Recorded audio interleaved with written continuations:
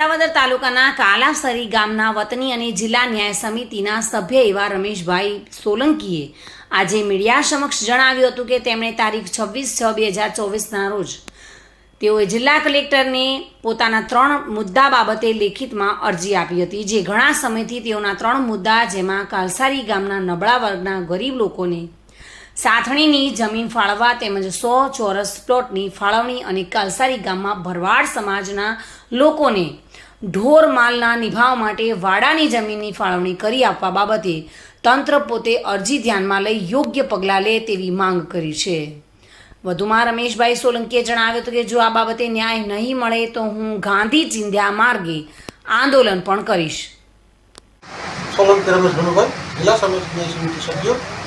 કાલે 26 તારીખના રોજ કલેક્ટર શ્રીને પત્ર પાઠવી 3 મુદ્દા મેં માંગણી કરી છે.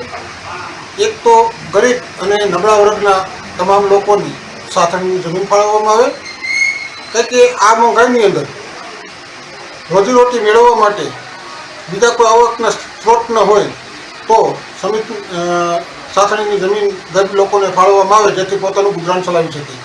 મુદ્દા નંબર 2, કાલસારી ગામે અગાઉ 100 પ્લોટ મંજૂર થયેલ છે.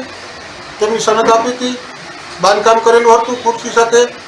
સામાવાળાએ કોર્ટમાં કેસ કરતા આ 100 પ્લોટનું બાંધકામ દૂર કરાવવામાં આવેલું હતું, જે આ અધિકારીઓની બેદરકારીને હિસાબે આવું લોકોને અને ગરીબ માણસોને એમની જે કરેલી કામગીરી નાના માણસોને ભોગવવી પડે.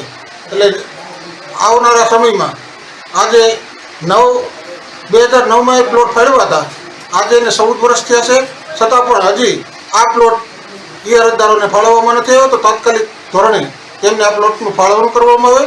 ત્રીજો મુદ્દો એ છે કે જે ભરવાડ સમાજ છે, નાનો સમાજ છે, રહેવા માટે માંડ ઘર હોય છે, જે ઘરમાં પૂરતી વ્યવસ્થા પોતાની રહેવાની હોય છે, તો તેમને ગાય ભેંસ માલઢોર હોય તો માલઢોરને નિભાવવા માટે અને એને રહેવા માટે વાડાની જમીન ફાળવવામાં આવે. તો આ 3 મુદ્દાનો તાત્કાલિક ધોરણે નિર્ણય લેવામાં આવે, અને જો નિર્ણય લેવામાં નહીં આવે તો આવતા સમયમાં આંદોલન કરી અને જરૂર પડશે તો ગાંધી ત્યાં માર્ગ પર હડતાલમાં બેસી અને આ કામ કરાવવાની જવાબદારી અમે બધા સાથે મળીને કરશું. અને જે આમાં કાંઈ પ્રશ્ન ઉપસ્થિત થાય એ તમામ જવાબદાર જે તે સમયના અધિકારી અને હાલના જે અધિકારી છે તેમની રહેશે. આજે 14 વર્ષથી આ લોકોને પ્લોટથી વંચિત રાખ્યા છે, તો તેમની જવાબદારી તમામ અધિકારીની રહેશે. જય ભીમ. શ્યામ ચાવડા સાથે bureau report, today Gujarati news.